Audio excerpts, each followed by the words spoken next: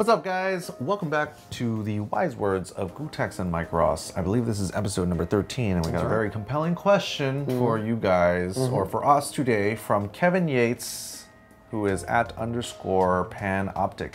He says, Gootecks and Mike Ross, what can you recommend for people on a budget to learn before traveling to majors? You ever gone to a major, Mike? Yeah, good question, Gootecks. I have gone to a major or two in my day. One of the things that I would recommend is if you're going to be traveling on a budget, I think one of the first things is, it'd be awesome if you can find other people also traveling on a budget.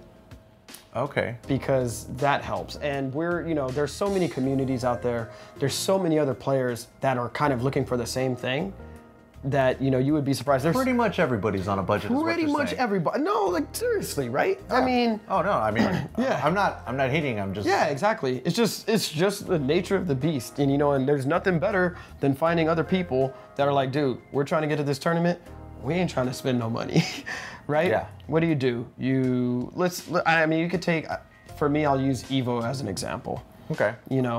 And I know what you're saying, guys, but Mike, you live in California, you live in Southern California, Evo's like a 4-hour drive. Yes. So I went to Chicago in 2004, and I wasn't making anything, right? But I knew I wanted to go to Chicago. So what I did was I was working a job, do I need to talk about that? The floor is yours, Senator. You know what? I was working at a land center. At a land center back in 04 or whatever. And you must have been like, don't they have like child labor laws? I mean, you must have been like 12 years old. We didn't abide by that. Well, yeah, let's just say that. Let's say I was 12, right? You know what I'm saying? But whatever, like I planned in advance. The tournament, I want to say, was in May. I started saving in February. Whoa. Well, because like it's obvious. I'm like, oh, well, I want to go to this tournament. Let me set some money aside. You're blowing my mind right now, Mike. Mike is the guy that can't think more than one jump, more than 3 seconds into the future. This dude is planning 4 months ahead at the age of 12? That's crazy. You're a prodigy. I looked, plane tickets were like, I want to say at the time, maybe like $250 to get to Chicago or something. I mean, you could definitely find deals. Yeah, so I talked to some of my other friends at the time as well. So we took like I think 5 of us bought plane tickets and flew out there. That's crazy. And we all shared one room. Some people had to hit the deck. That's just how we did it, right? What's a hotel room? Let's say it was Red Roof Inn. So it was that's $75 a night? Yeah, maybe $75 a night. Split 5 ways. Okay, so we're talking Thursday, Friday, Saturday. No. This is just, this wasn't like how majors do it now, where tournaments are like 3 days. Yeah, this was a 2-day thing. Okay. So I think we got there on a Friday, and so Friday night, Saturday night, Sunday night, and then left Monday. Yeah. So you're talking like 225 divided by like 5, so it's like $1 million, right? Whatever. It's like close to $1 million, right? Okay. But it's not. Yeah, like $1 million, right? Mathematics, right? Who needs it? Anyways, so no, but you just budget that aside. You have to, from February at least, and I had a job, so I could at least eat ramen noodles for a while just to make sure I could get the ticket while it's cheap. And, from there, it didn't seem too difficult. That's flying across state. Yeah, I probably made it off of $400 total. Flight, hotel, food.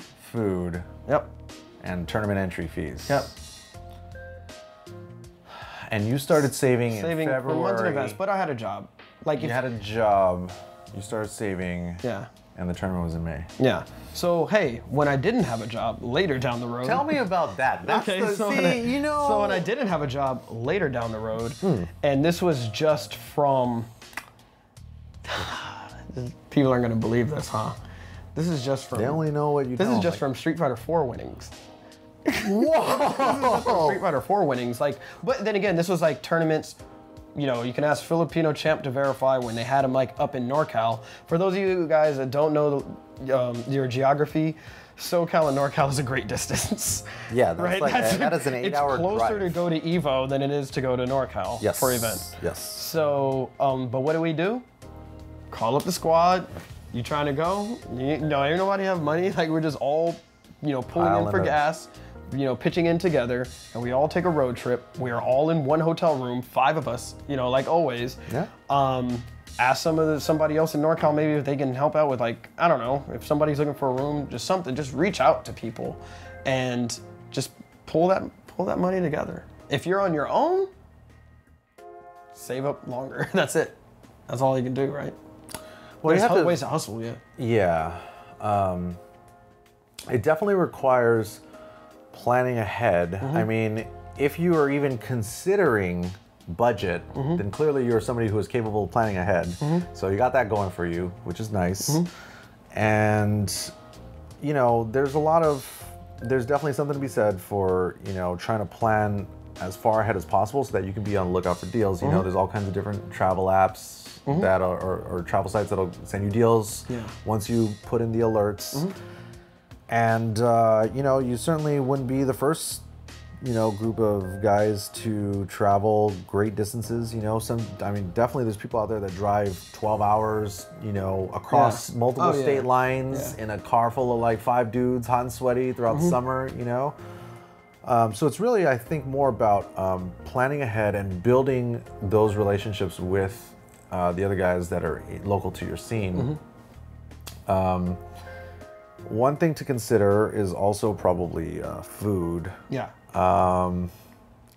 You know, if you're, man, it's difficult because, you know, you're already flying all this way. You got to pay for the hotel. You got to kick in. You're sleeping on the floor, or you're sleeping, you know, you're sharing a bed, and then you got to pay for food. Definitely sharing beds. Yeah. Definitely sharing beds. That's just the way it works. I was gonna say, you remember ECT1? Oh my God. How did that even happen? Okay. You know about a hotel room, 2 beds, you get 12 people. 12 people? You mean 12 people in the beds? 30 people in the room. I don't remember. Okay, we went to East Coast Throwdown #1.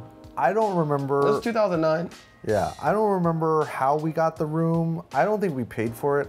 I think somebody got it. I think somebody gave it to us. I think Joe. I think Joe, Long Island Joe and Sweet Johnny Cage gave us the room. Yeah. But we fucked up because somehow somebody told somebody that Gootecks and Mike Ross had a place to stay. But see, this is the thing. Now you might think to yourself, well, wait a minute.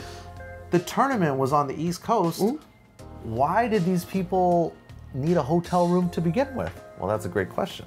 Because most of the people were living in New York. This tournament was in New Jersey, which was, you know, like 2 hours away or whatever. So obviously everybody, once word got out. That was a communal room.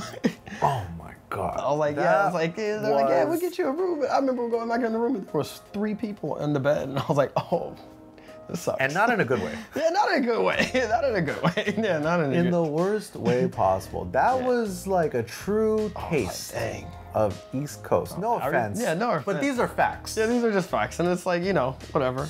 It's funny, I don't think we ever even like really, we never brought that issue up until like right now. Oh, until right now. I mean, this is 6, 7 years ago. Repressed memories. I guess I never really dealt with that. Yeah, Mike, exactly. thank you for bringing it up. We just swallowed it. I feel a little bit better. But that's the thing, you just swallow the pride. You know, it is what it is, right? It's like, okay. It was fine. I mean, deal with this, but damn. I'll tell you, that was fuel for the fire the next day because, you know, we had a bit of an axe to grind against these East Coast fellows. That's right. Triforce in the year. Just everybody wanted to see us fail.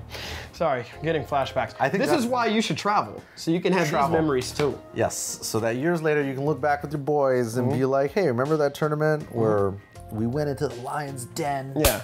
And it was dope. I mean, you know, really like, the more that you plan ahead, the more that you can travel to more tournaments, the more Sure. memories you create. I mean, it's not about the wins and the losses. It's about the experiences that you gain along the way, traveling, seeing the world. I mean, dude, like trying to be a world warrior, right? Exactly. That's what the game says. Get in the plane and go to fight the next opponent, you know? New Jersey. Oh, God. So, Panoptic, Kevin Yates, looking forward to see which major you travel to first. So thank you for watching, guys. We'll see you later.